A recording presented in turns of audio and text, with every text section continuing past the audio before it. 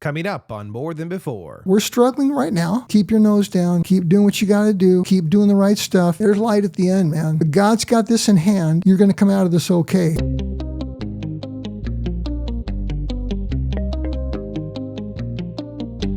This is More Than Before with Nathan Cook. Hey everyone, welcome back. I am super excited for my guest today. He is in studio, which is really exciting. He's a wealth of knowledge. He has so much wisdom. He's a wonderful friend of mine. He's currently retired with over 40 years in the custom cabinetry industry. He has a huge heart for strengthening and encouraging young men. He's a father. He's a husband for over 47 years, which is pretty incredible. He has a huge heart to encourage others. I love him so much. He's my good friend, Mark Carman. Welcome to the show, brother. Brother, thank you so much for inviting me. I'm happy to be here and look forward to our conversation. I hope it's not too revealing. Yeah. Don't worry. We'll put clothes on later. Okay. Thank you for the invite. I mean, we've known each other for quite a while, which is kind of crazy to think about. I think like 7-8 years, somewhere around there. Something like that. And we met originally on a worship team. Mm-hmm. I was playing guitar and got kicked off because I wasn't good enough. Jason. No, just kidding.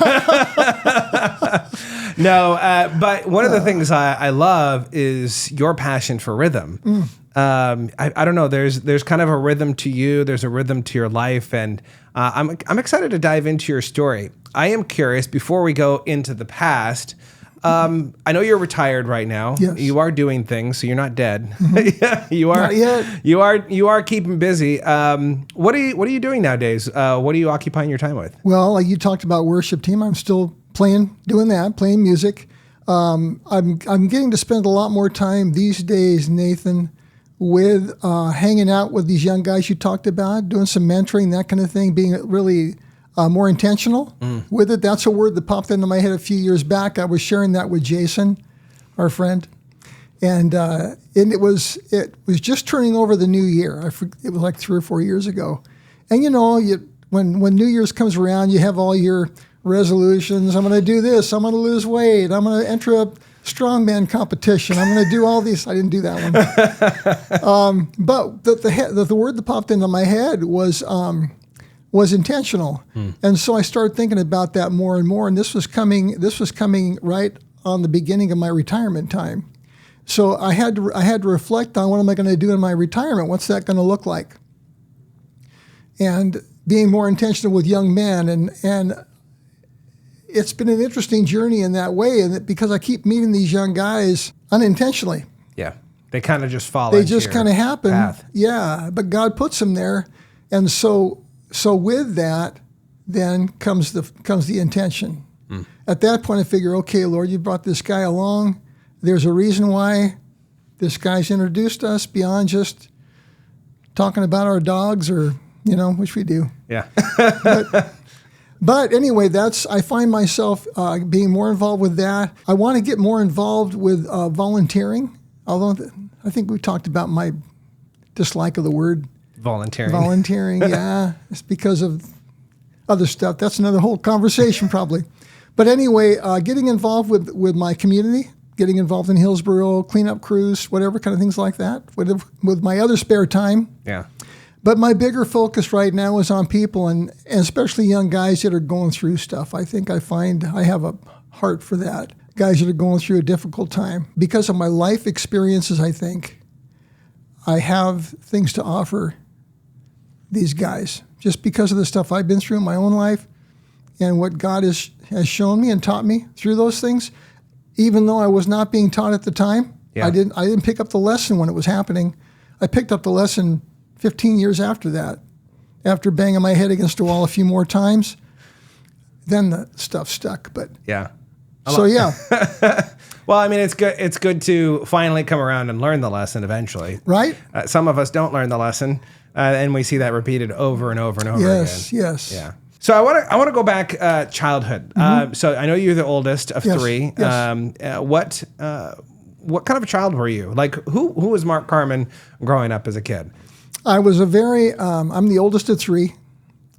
My mom repeatedly told me, even as an adult, that I was always the easiest one. I was the one that was always wanting to help out. I was the one that would help her wash dishes and pick up our toys and stuff and look after my little brother who was a year younger than me. In fact, like I was saying earlier, my little brother, who's a year younger than I am, didn't start talking until he was like 2.5 or 3 years old. And the reason was I would interpret for him. You were the mouthpiece. I was the mouthpiece. So if my brother wanted something, he would just simply point and grunt. And my mom would ask me, his name is Stanley, and she used to call him Stanny. So what does Stanny want? I said, well, he wants an apple or a drink of water, or he wants to go play with that thing over there. And so why bother learning how to talk? Yeah. If you got this guy over here who will say everything you want, why should I bother learning how to talk? So I was that kid. And that turned into be problematic as I got older because of wanting to be the compliant child. That as things changed in our family and I got older, that tendency to be compliant and make people happy didn't work out so good for me. Because if I don't listen to you, if I don't hear your story and what's going on with your life, then what I have to say about my life experience that may or may not apply to you won't matter.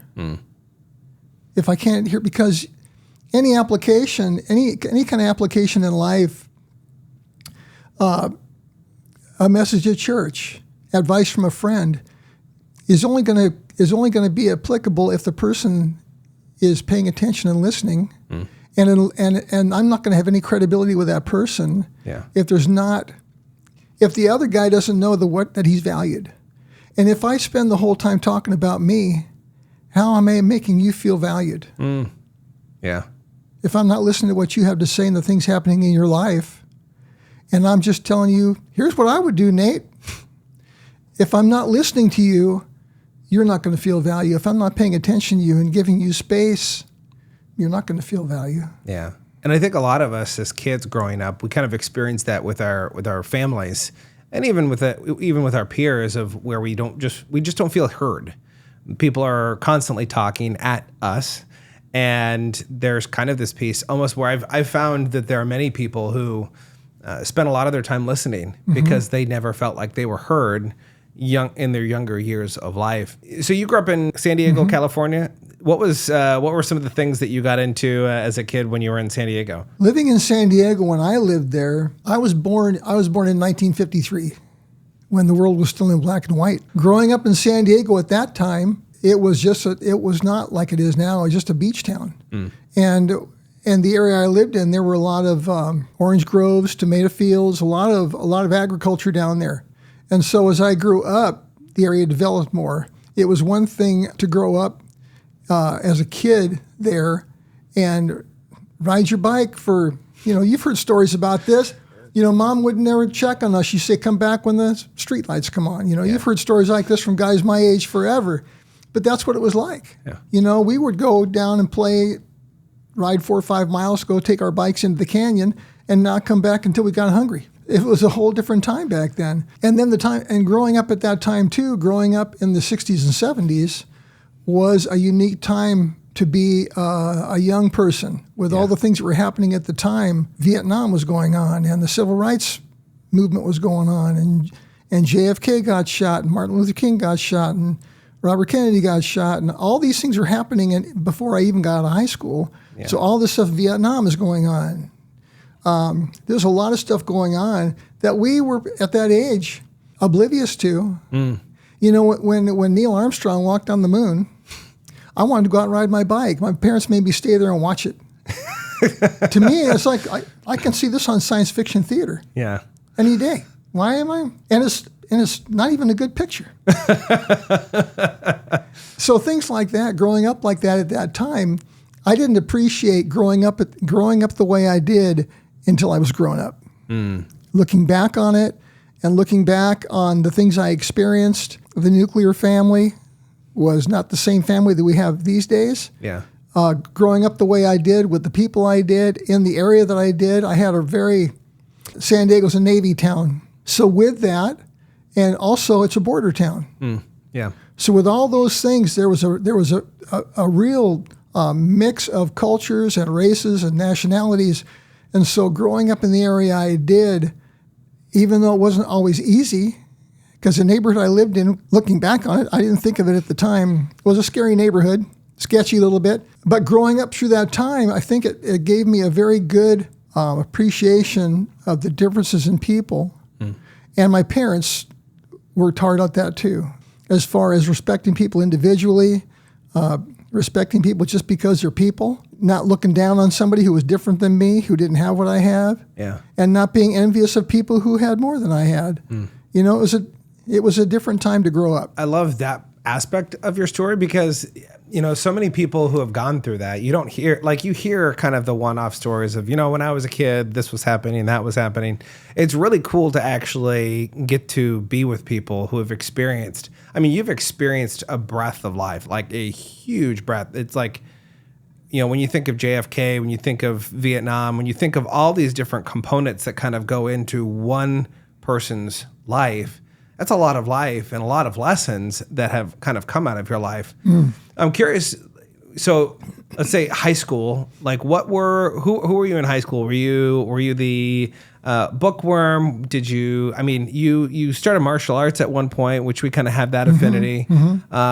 Like what were kind of your earlier years with like being in high school? Like what did you find yourself doing? What were you interested in back then? I was a kind of a dork. Not unlike now, Nathan, but even more so. I've kind of grown out of some of my dorkiness as I've gotten older, but it lingers. But I was not a very confident kid in junior high and high school with my home life and all that. But with those things, I did not grow up with a lot of confidence. So I wanted to be a certain kind of guy in school, but I didn't have the boldness to be that guy. I had groups that I had an affinity for, and I would hang out on the fringe of those groups, the surfer crowd, the hippies, these guys, the intellectuals. I had different groups that I felt an affinity for. I was not defined enough as a person to say, yeah, that's me. These are the kind of guys that I want to be or that I'm like. Yeah. You know, so these things didn't come out until I didn't start really being Carman, I don't think, until I was around 25 years old, 30 years old, because of all these other things. That was the time I started doing martial arts. And that was a very defining time in my life because I was afraid of that too. You know, I was a fearful kid growing up. I think martial arts was a turning point for me. So, although I didn't mention that to you earlier, looking back on it, it was a thing that gave me a lot of confidence in a lot of ways. I think martial arts really does, especially like there is some aspect to learning how to defend yourself that gives you confidence, but there's a confidence of doing something repetitively and becoming good at it. Yeah, especially something that involves body mechanics. That's something that I think a lot of people don't understand. Like within the martial arts world, you have to be very self-aware, meaning you have to know where your finger is, where your fist is, where your knee is, like at all time. Like you're very hyper aware of where your body is in space. And so I think that because you are so in tune in that way, it does give you a confidence. I do want to kind of rewind just slightly because you were talking about family dynamics and finding, you were talking about the nuclear family, which, you had the nuclear family, but from the outside, especially back in those days, it was always about face value. Like you always want to look good on the outside, have that nuclear family where everything looks perfect. But behind closed doors, not everything is as great as it seems, right? Right. What was that family dynamic for you growing up? Because, you and your dad had a little bit of a strangeness between you, didn't you? Yeah, well, and I hope, I didn't talk to my brothers about this. I have two brothers, right? Yeah. And we all grew up in the same family. And we all have a different relationship with my dad. And I didn't talk to them about being on this show, but we've all talked openly about what we went through and how we dealt with things. Now, those things said, the family I grew up in and the dynamic in my household, I found out in later years was not so unique. It's unique to you when you're in it, And as you said, you're behind closed doors. Yeah. So what I am out in my driveway and what I am in my house and the way my family looks getting into the car compared to going back in the house getting out of the car. Yeah. Not the same thing. So growing up with that, my dad struggled with alcohol during the formative years of my life. So I think he started drinking when I was around 12 years old. And with that, with his alcohol dependence came behavioral changes. And it was not easy to be in the house sometimes. My dad would get angry. And so growing up with that, now I'm the compliant child, keep in mind. So we all dealt with these things differently. I was the oldest, first of all. Which I still am, by the way. You still have that. I'm still the oldest. So, but growing up as the oldest, and I was by my nature a peacemaker. So there's making peace and there's making peace. Keeping the waters still is not always a good thing. You know, if you're keeping waters still and there's still dangerous things underneath that water, that's not beneficial. You need to address the dangerous things that are below the surface. And that was not happening. So for me, not wanting to be a troublemaker, wanting things to be quiet, I did whatever I needed to do to appease my dad, whatever that might be. Mark, I need you to do this, or I need you to do that, or it might not even be a directive from him. I might just see, okay, this is not going well. I need to get out of here. I need to go do whatever I need to do to keep myself safe and keep peace. My middle brother and my dad had similar personalities, so they would go toe-to-toe often. My little brother, who's 5 years younger than me, we had a very classic dynamic. So my little brother, the youngest kid, the third child, is the one that's kind of invisible. So he was kind of invisible in all this. So he did not deal with a lot of the repercussions involving my dad directly. It was more for him not being noticed. So when all these things were going on, Chris was kind of over here to the side, not being affected in the same way. So the dynamic, the picture, what's funny about this, Nate, as you talk about this, is that I think about when you're talking about the nuclear family, the picture in my mind, I always call it living in the Leave It to Beaver days. I don't know if you've ever seen that show, but that's how it was. You know, dad goes to work. This was my dad's perception as well. Dad goes to work, you come home, and then you put your feet up and you're done. Be served. Yeah. And that manifested itself in a lot of different ways as time went by and the drinking became worse. It came out in different ways, which is probably not too good to get into. I don't want my brothers to, if they ever hear this, to be, you shouldn't have said that stuff about Dad. But there was self-destructive things that went on, and also destructive things that happened in the family as a result. My mom and dad got divorced when I was in my late teens, 17, 18, something like that. And then my dad went on his own, and my mom started a new life on her own. She was a working artist, and she would go to art marts on the weekend to sell her work to support the family. I stayed home. I had a part-time job, and I was trying to help my mom out with that. My middle brother was already married.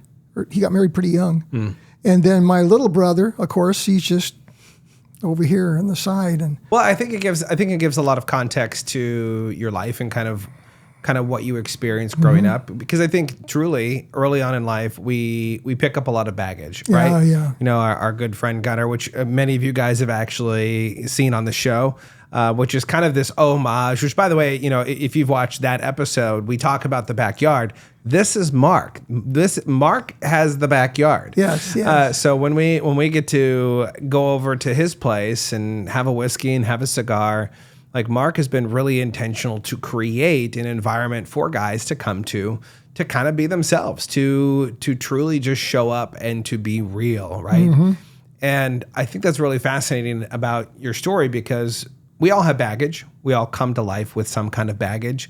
And it's really a question of how do we put that baggage down over time. Yeah. You're mentioning, 17 years old, your parents get divorced. And not long after that, you had a pretty radical transformation in your life of coming to know, meeting Jesus. Yeah. Which is, I was curious about some of the mentors that you have had in your life. And I think, definitely coming to your faith is going to be a big thing.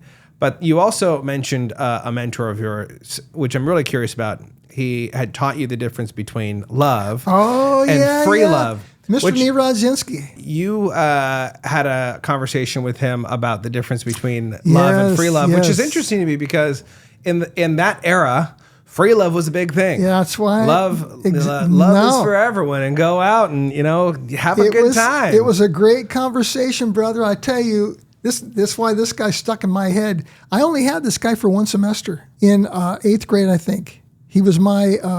It was either graphic arts or industrial arts, and one of our projects was to do silkscreen, which I think they still do. So it was silkscreen. And we had to come up with our own design, and it could be we're going to put it on T-shirts or jackets, whatever we're going to do. So this is in 1965, 66, and it was the middle of Vietnam and protesting and the hippies, and the Jesus movement was just starting to get off the ground a little bit. It hadn't happened yet. And so what was on the news every day were hippies protesting and talking about peace and free love. And this is back in the days of Jimi Hendrix. These guys were all, at that time, Santana, the Beatles, all these guys were coming out, and they were all preaching the same thing.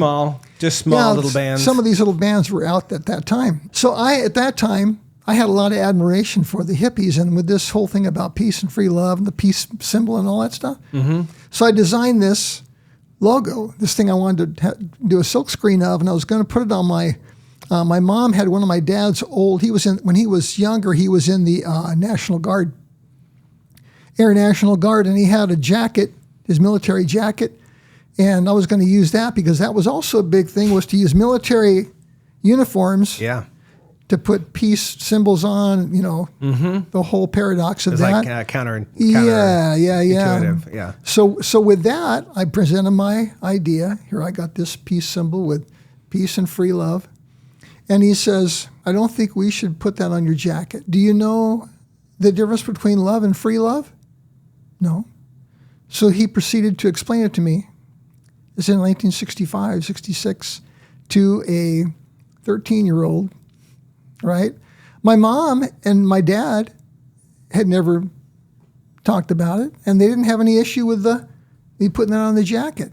But he said, I can't approve that. I can't let you do that. He says, if you modify it and take the free part off of that, you can say peace and love, but you can't put free love on there.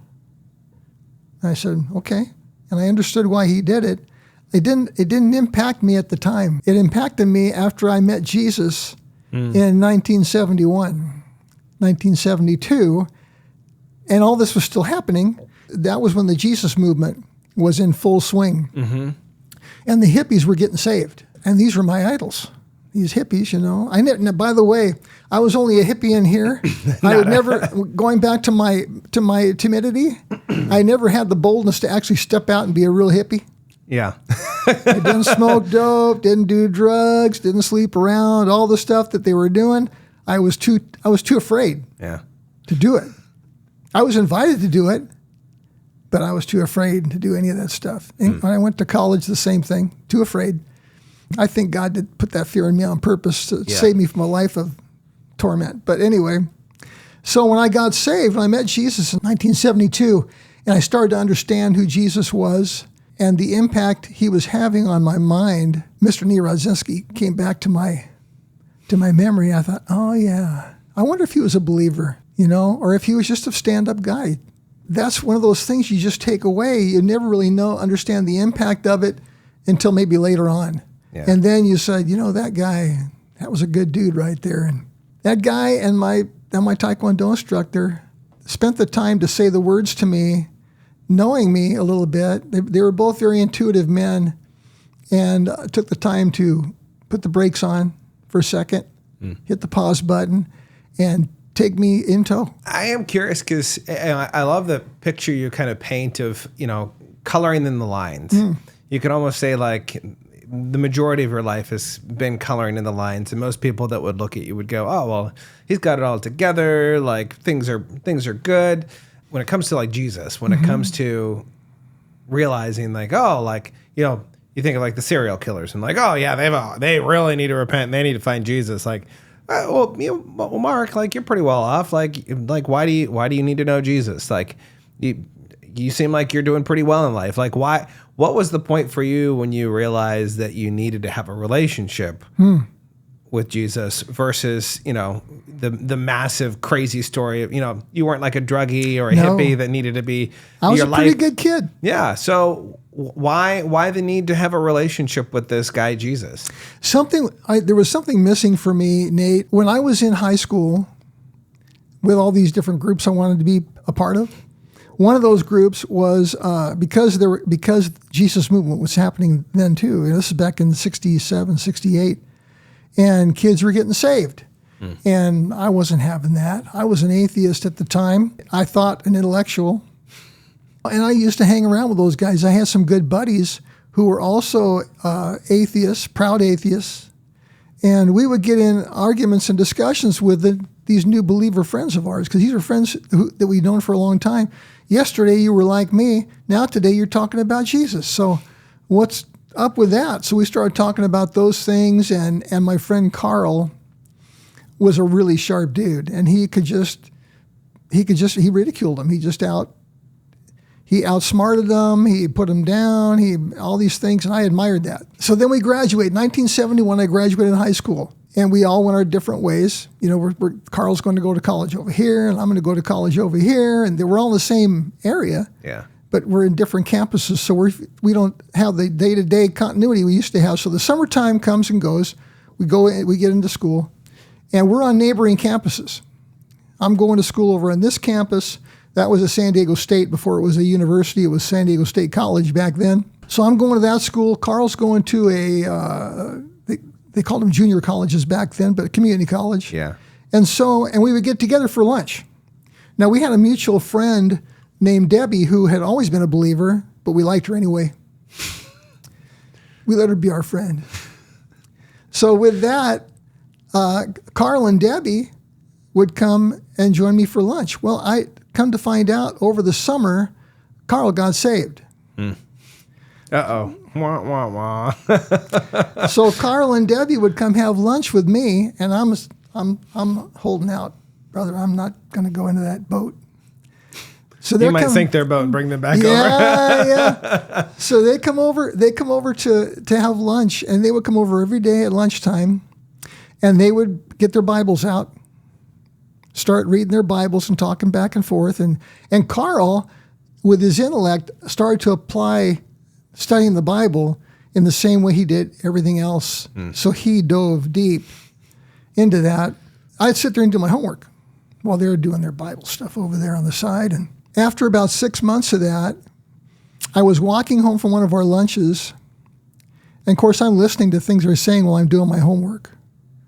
Walking back to my car, and everything they were saying just clicked and made sense. While I was walking back, I was thinking about the latest, I don't even remember what scripture they were talking about that day, but the accumulation of the Bible and the Bible and the Bible, and hearing them talk and praying over lunch. Walking back to my car one day, what they were saying and how my life was going, I knew that what they were saying was right.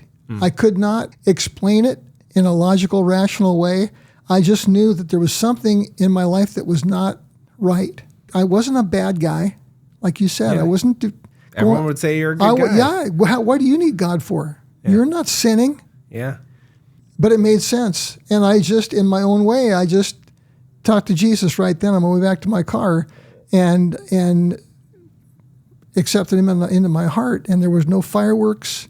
I didn't get slammed on the ground. No tearing of No.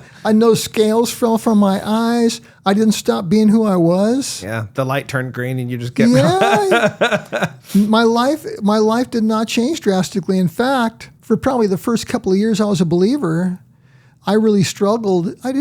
Struggle's not the right word. I wasn't even conscious of trying to be different than I was. I got plugged in with a Bible study group, and these were all guys. I got invited to this group, and when my first night there, I saw all these guys I knew from high school who were in the atheist group And now they're all saved. So now I go, oh, these are my boys. Yeah.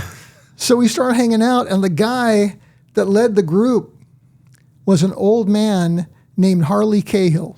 And we were all college people with this old dude. And Harley just had a heart for young people. And he hosted this Bible study, and he did it for probably 5 or 6 years before he got too old to do it.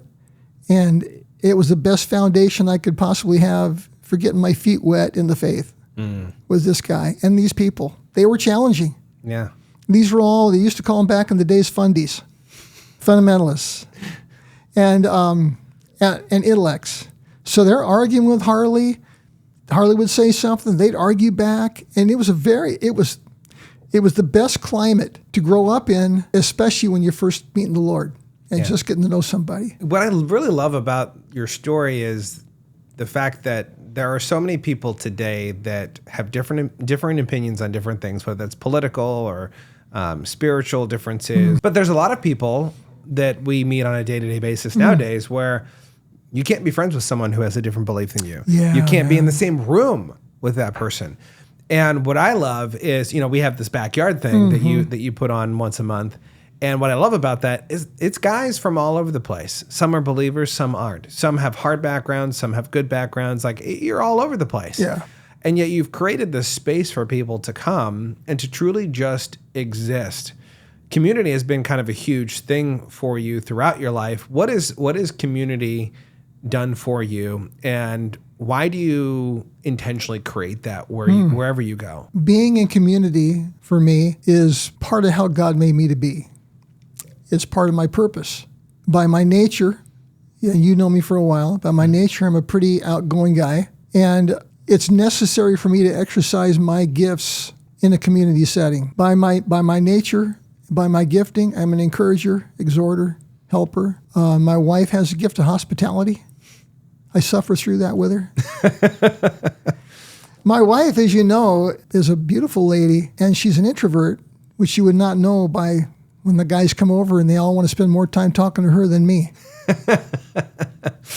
That's part of the community thing. My desire to do what I do in the backyard, I think, Nathan, comes from my own years of not having a place to do that for myself, having a safe place where I could talk about my stuff, whatever kind of crap I'm going through, whatever kind of thing I'm being challenged by or struggling with, not knowing a safe place to do that in, where I could just relax and just be myself and not be judged, not be compared to or against, not having to be afraid of saying the wrong thing unless I'm being a kabuno. And we all know there's no kabunos in the backyard. Yeah. Which for all of you listening, like tell them what kabunos. This is a word. No kabunos. This is a word we learned from our friend Gunnar, and it's a Rwandan word for asshole. So that's the one rule in the backyard: is it no assholes? Yeah. No kabunos. You can have. Thank you for asking that question, because the backyard has been so fundamental in expressing my faith.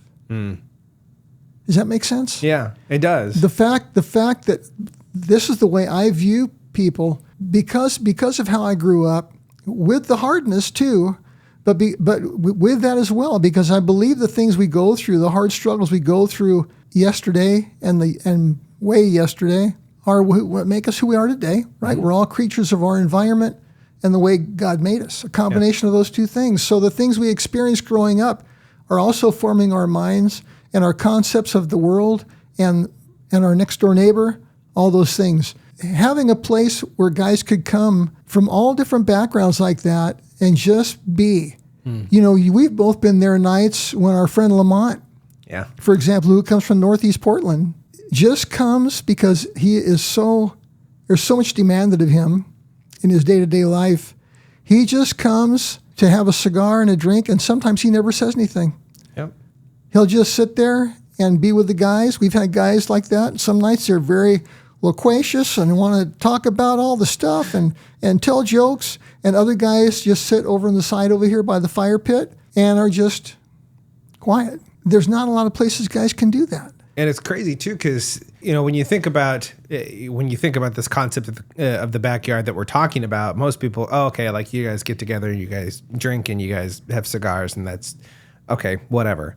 But no, it's not just that. Like when you say no kabunos, like the point is we jive with each other, we give each other little sucker punches there and there, like, hey, oh yeah, and we kind of laugh it off. But if there's anything in malice, that's not tolerated. Right. You can't be in there. No.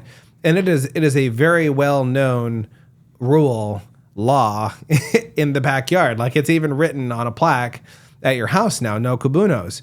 And so this environment is very open. Not only that, but there have been moments where people will break out a guitar and everyone is singing. Yeah. There's videos of the backyard of some different people just singing. Yeah. And everyone breaks in. And we're not talking like worship songs like from church. We're talking about just like everyday songs. Yes, that we're just a community of guys getting together, having some kind of fellowship. Yeah. To be able to connect with other people. And you don't necessarily have to be there to pour out your heart. Sometimes just being there in community is really important. And I love that because you have been really intentional about that. I think that maybe in the back of your mind, maybe that wasn't the original purpose behind the backyard was, hey, I need this for myself. But it was also really just seeing it in other men's lives and saying, you know what, you need to be in community. Yeah. And not just men, people in general. Like if you're a woman, if you're a man, you need to have community in your life. Surround yourself.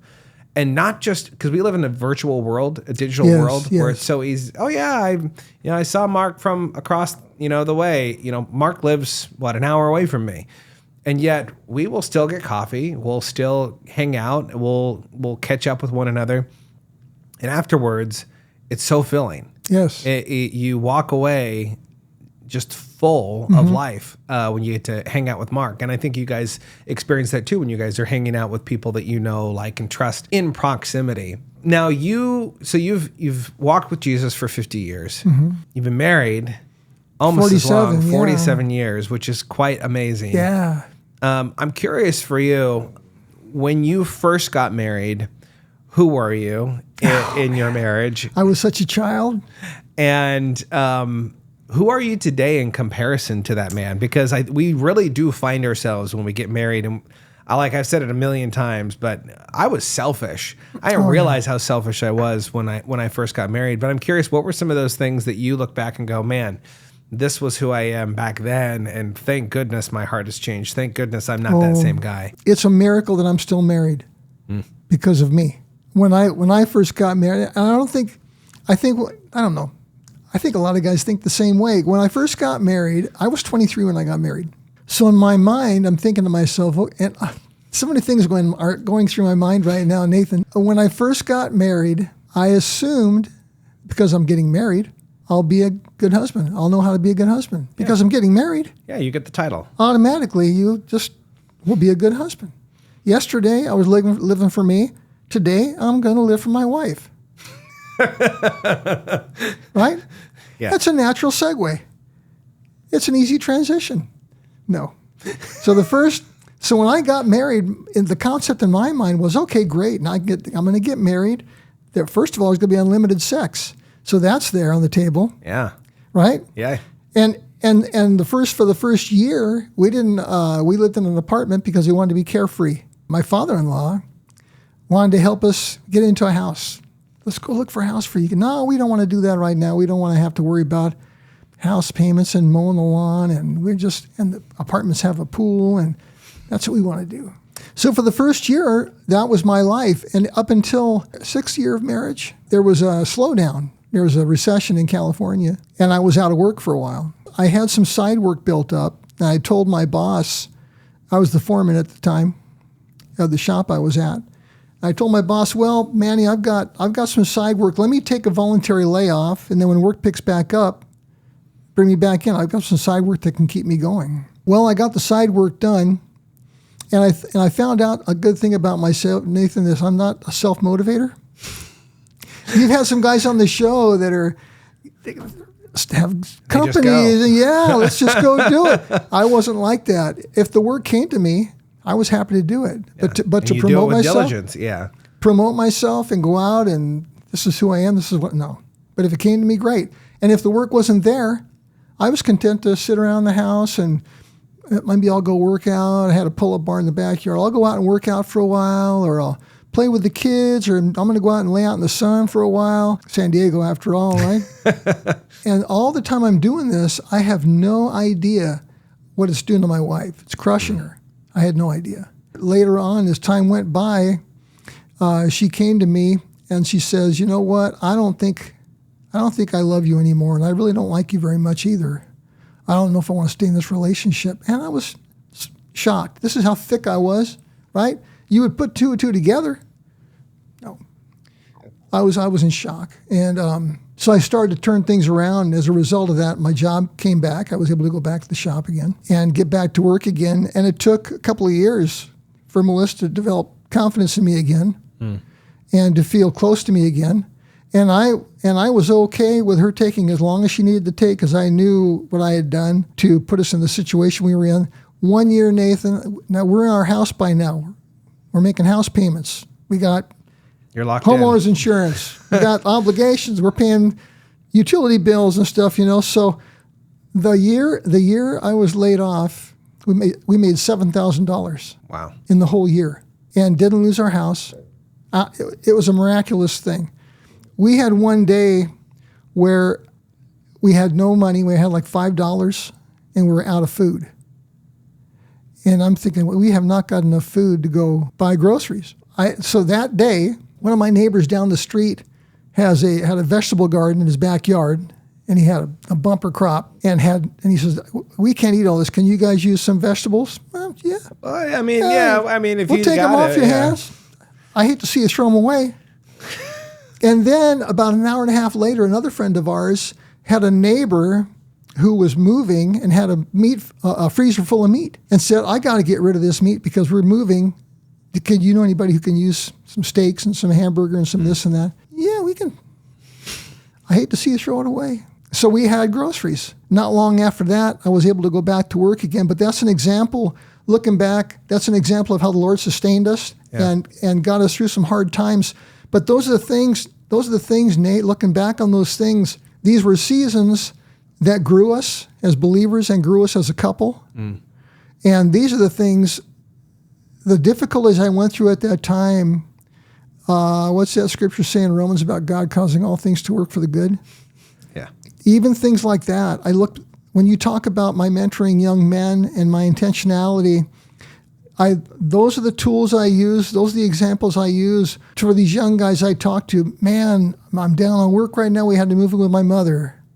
I'm talking with a guy like that right now. That's awkward. It's him and his wife, and they got a couple of kids and have to move in with mom. And his mom and him don't get along that great. So, but this is what it has to be. So we got together, and I got to share with him some of my stuff. So the things we go through, the tough things that I go through, when you go through them, I can say, Nate, there's light at the end, man. Just keep your nose down. Keep doing what you got to do. Keep talking with your wife. Keep doing the right stuff. You're going to come out of this okay. Everything's going to be all right. And that's the thing I think about. We're struggling right now, but God's got this in hand, and everything's going to be all right. And these are the things I tell these guys. I know it looks dark right now. I know you don't know how you're going to do it. I know you and your wife are not getting along. I know you and your son are estranged. I talked to a guy at church yesterday, a guy I got a huge respect for. We had not talked in a long time. I said, how you doing, man? He goes, well, I'm good, but my son wants nothing to do with us. We haven't talked to him in 3 years. He goes, I have 2 grandchildren I don't even know. They live one town away from each other, 10 minutes away from each other. And I got to talk with him and just say, look, man, I know it looks really dark right now, but God can turn these things around. Let me share with you something that happened with me and how things are in the process of turning around with a relationship. And I said, God can do it, Harry. You got to continue to stay on your knees, brother. Stay on your knees, keep praying. God can do these things. You got to keep the faith and keep your eyes there. Don't look at the dark stuff all the time. You can't stay in the dark place all the time. It's there. Yeah. But you can't stay down there. So, and it's easy to say those words to somebody who's going through it. Yeah. But if you can share that you went through that and you came out and you can talk about the struggle you were in and how God brought you through to the other side. And I talk about Ebenezer's, back in the day, back in the Old Testament, when God had the Israelites cross over the Jordan and do this. And when you get across, put this big pile of stones up as a memorial. Yeah. These are your Ebenezer's. And I think about that. I tell these guys, look, man, you've been a believer for all these years and you're going through a hard thing right now. You're getting ready to cross the Jordan. But remember last year when God did this? And remember the year before that? Remember when you guys were going through this thing, you and your wife? Remember when this happened to you in your business? Yeah. That's what we got to look back on. God's faithful. He did it before. And you got to stand on it. That's where your faith comes from. Your faith comes from proven things that God has done in your life. If God was not real, if God could not do these things, and if all that was going on was hope, I hope he's real. I hope he can do this. I have no evidence of it. I got evidence of it. And these are the things that I can use to encourage guys. These are the things I talk when you talk about me. And I'm getting excited. I'm talking fast. I apologize. But when you talk about my intentionality and mentoring young men, these are the things in my life that I can say, okay, John, Frank, this happened. The story you're telling me right now resonates with me because this is what happened in my life 35 years ago, and God did this. And now my wife and I are married 47 years, more in love than ever. I think she's not as tolerant with me as I'd like. She puts up with a lot of crap from me, man. Well, it's so funny that she's good. She's an awesome wife. You know her. Oh yeah, she's amazing. She's amazing. She has such a huge heart for people, and she just loves people. Yes. Which I think you both have hearts that are like that you care and love for people. But when you were talking about her and saying that I'm not sure if I love you anymore. Like I could hear her saying those things, but to have those things coming out of her mouth, would be very shocking. She's very kind and very tactful. To have her say that would be just mind blowing. Yeah. But one of the things that I really love about what you were just talking about was that we're all given tools in our life. Yeah. And the tools aren't tools necessarily that are given to you oh, look, I found a tool on the ground. They're tools that are either forged, that you have to create, or that they are created through circumstances, or they're tools that have been passed down from other people in your life who you become close with that have forged those tools in their own life. We forget a lot of the times, especially when we're younger, I think that we forget that the experiences that happen to us aren't necessarily for us, right? Like some of the hardest times that I've experienced in my life, and I would imagine that you've experienced in your life, the lessons, yes, they have served us at some point, but they actually serve a greater purpose to teach other men, to teach other people of how to live life differently. How do you live in your marriage differently? How do you love your kids and train your kids? Man, I've loved our conversation. There's so much richness to everything that you've said. I do have one more question here before we kind of wrap up. And it has to do with your kids. I've gotten the privilege to meet your kids. It's weird to call them kids because they're not really. They're kids. They're kids. They're older than you, but they're kids. They're older than me, but they're kids. You're a grandparent. You're a father. There's times that I've found, and I've gotten the opportunity to speak with a lot of grandparents and parents. And there's a point in your child's life where you look at what they're doing and you say, man, I really wish that they would do this differently. And you can't really do anything. You have to let them make their decisions. You have to let them sleep in their own pile of manure that they make. And that's not to say your kids are sleeping in manure, but there are decisions that our children make that we look at them and go, man, could you just do the right thing? Could you just do it a little bit differently? And in those moments, even with my kids, they're still young and they make boneheaded decisions all the time. And I have to remind myself that they're just kids and I have to still love them. I'm curious because I think love is a huge component in your life. How do you continually display and show love to your kids, even when it's difficult sometimes with where their life is at? The thing I've found to be key for me in that regard, Nathan, is because my kids are both adults. And when my kids were 12, I could tell them, don't do that. That's going to be dangerous. When they were 3, don't put your hand in the fire. That's not a good idea. When I was telling you before about my life experiences and the bumps on my head and all that kind of thing, banging my head against that wall, I show them the bumps on my head And when they were younger, I would say, why bang your head against that wall? I've already done that. And learn from the bumps on my head. Don't do it. But even right now, the best way I can relate to my children as a father of adult children is to be steadfast in who I am, be who I say I am, live up to my faith, live up to my word. I don't give them advice unless they ask for it. I made that mistake. And all that does is puts up walls between me and them. They don't hate me, but they don't talk to me. They won't come to me with another issue in the future because he's just going to give us advice or tell us what to do. Instead of just listening, like I was saying earlier, just listen. Just listen. Give them a space to talk and let them talk it out. But if they want my opinion, they'll ask me for it. If they want my advice, they'll ask me for it. The main thing is to be there for them. Yeah.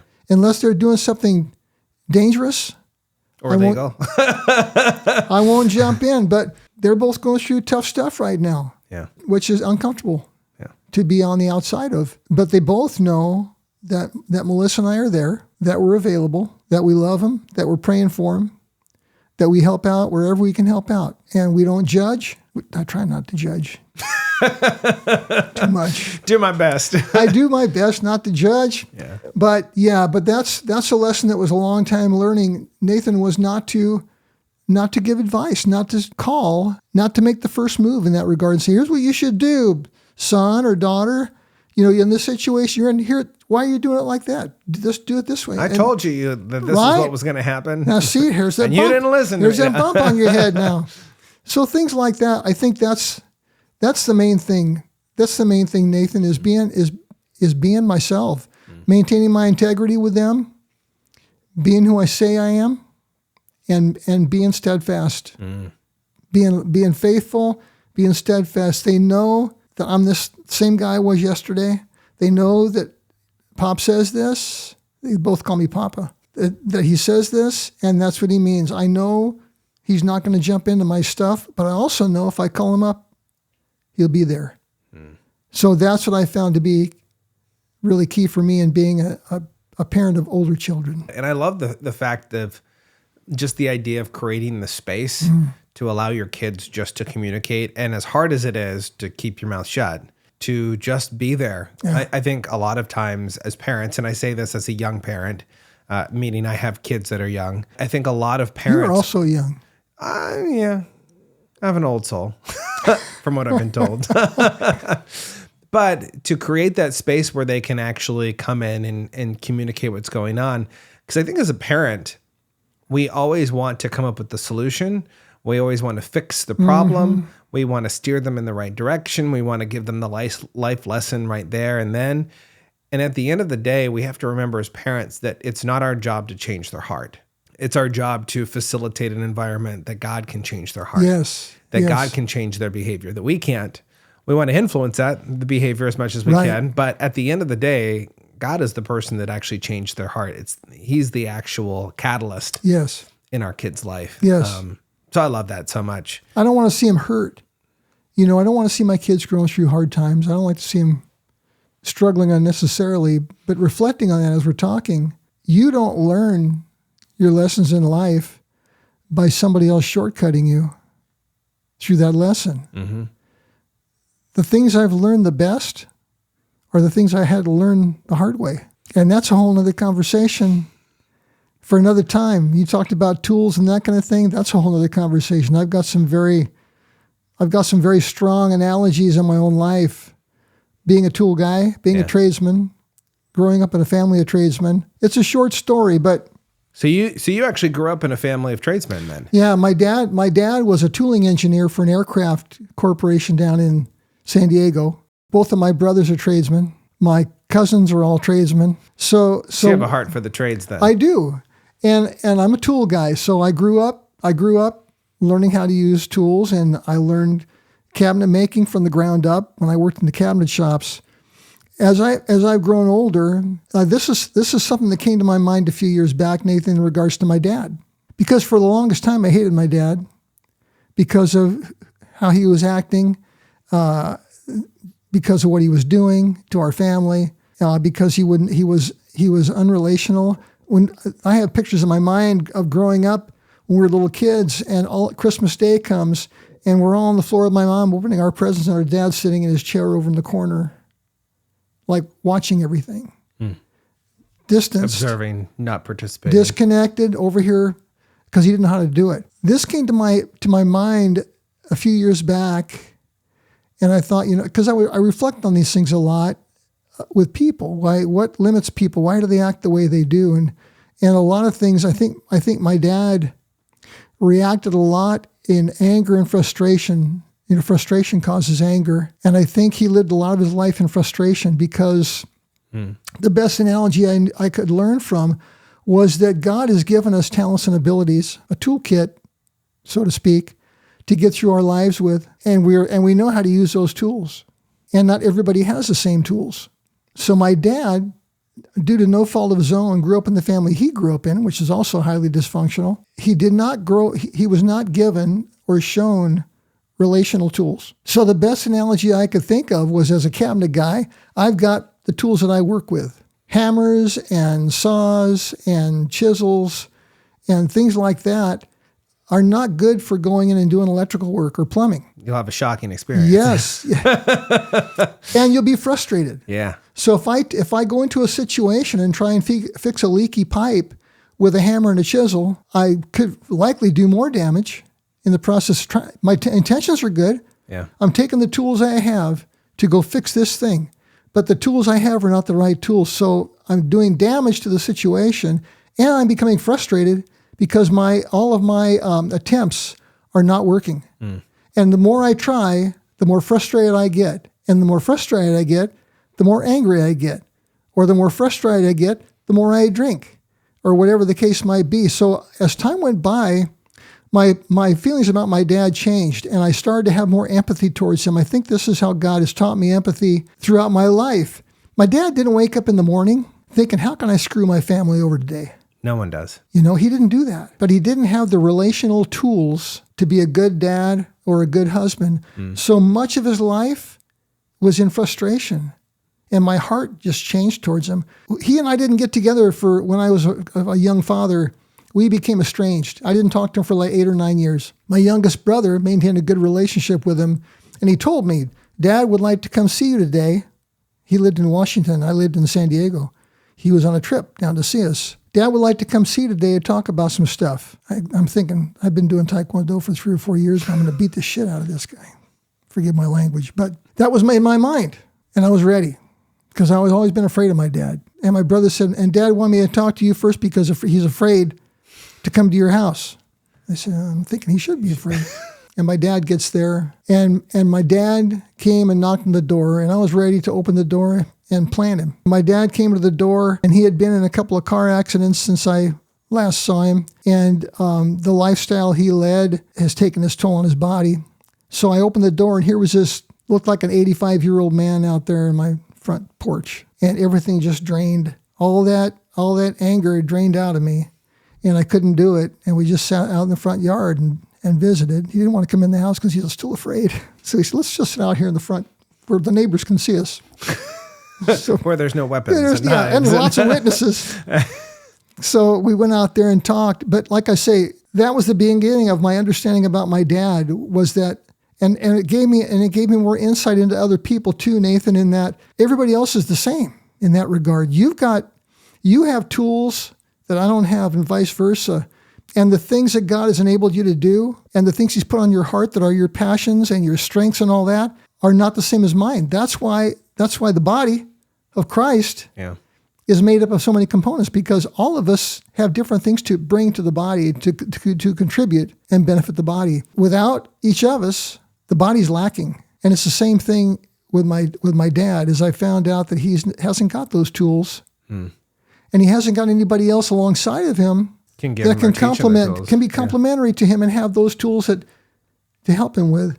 So I think about that with a lot of people now. When I see guys that cut me off on the freeway and flip me off, and I'm thinking to myself, that guy's mad about something, but it's not me. So what has he got? What's the frustrations in his life right now? What's he unable to deal with that are causing him to react this way? It's just given me a different view into people. Well, it's a huge perspective shift. We know people in our lives that walk around like that, where they attack everything and everyone, and it's always a fight for them. Not too long ago, we had someone on the show, and he was saying that it's so sad when you realize how hurt that person is because all they do is they lash out. Yeah. And there's a sadness and a compassion that kind of comes over you when you realize that. And everyone has some degree of hurt that they're carrying in their life, but those that are truly hurt, they hurt other people. We've heard that hurt people. I'm curious, how did your relationship with your dad change? Like, I would imagine at some point there was a forgiveness piece that came from you, maybe between you and your dad. That's a funny thing too. My dad was pretty arrogant and egotistical and a narcissist and a whole lot of other words that can go along with that. Those things didn't change as he got older. My dad never said to me until he was dying. I went to visit him in the hospital when he was in the process of dying. And I never heard, I love you or I'm proud of you until that time. But again, I was thinking about my dad's limitations. So with his limited ability to be interrelational, I considered those things the same things with this. I took Scott up with me when I went up to see my dad so that Scott could see him too. And my dad had a respirator on. He was breathing through. He was intubated. So we were talking, and he was able to say a few things, but not a lot. I told him, he didn't ask for it, but I told him I forgave him for all the years, for all the way up till that time. And he made a face like, you got nothing to forgive me for. I didn't do anything. We came to a understanding of each other in my 40s or 50s. I understood his limitations, and I kept my expectations realistic. Don't expect birthday cards. Don't expect Christmas phone calls. Don't expect anything, and you won't be disappointed. Understanding those things, and that's not to say, Nate, that I wasn't hurt by these things. I was. I still wish we had had a better relationship, but I had other men in my life, older mentors, that were able to step in, that God provided for me. They were able to step in and kind of fill that role. It's still not the same as your dad, but the relationship is similar. So I had some guys that came alongside me. My stepdad is a peach. He's a great guy. He's of that generation. Yeah. So he's still a little tough, but he loves his family, and he's a good grandpa to the grandkids. So God's blessed me, man. I'm very fortunate. I'm blessed beyond what I deserve. I love that so much. Mark, I really appreciate you coming on the show. I know that you guys have absolutely loved getting to know Mark and his story a little bit more. You can follow him on social media if you want. You don't post too much. A little bit here and there. A little bit here and there. What I love about this is I love that how you brought it up earlier that, I've had some pretty big heavy hitters, go-getters on the show. And what I love about their story is that, they put their feet down and they set their foot down and they run hard. And that's great. But not everyone is like that. You may not be like that listening to this right now. You might be more like Mark, where it's about relationships. It's I don't know. I always see, the surfer bum kind of like, hey, relax. Come on, man, chill. Yeah. Like, it's all good. Settle. There's an energy about you of just kind of a relaxed nature to welcome in whatever's happening around you. And so you may resonate more with that. We all have different stories. We all have different personalities and styles. And what I love is that everyone has a story, and everyone has a story of who they were at one point in their life and how they have come to be who they are today. And I think it really shines for who you are today. I would say one of the biggest characteristics or words that I would use to describe Mark would be meek, strength, reserved. Is he's strong, but yet he's very kind. He's very gentle, and he carries himself in such a way that you feel that. So, for all of you listening, thank you so much for watching, for sharing this with a friend that you know who would enjoy the words that Mark had to say. Make sure you push the like button, put a comment in the comment section, and until next time, remember to be more, see more, and experience more than before.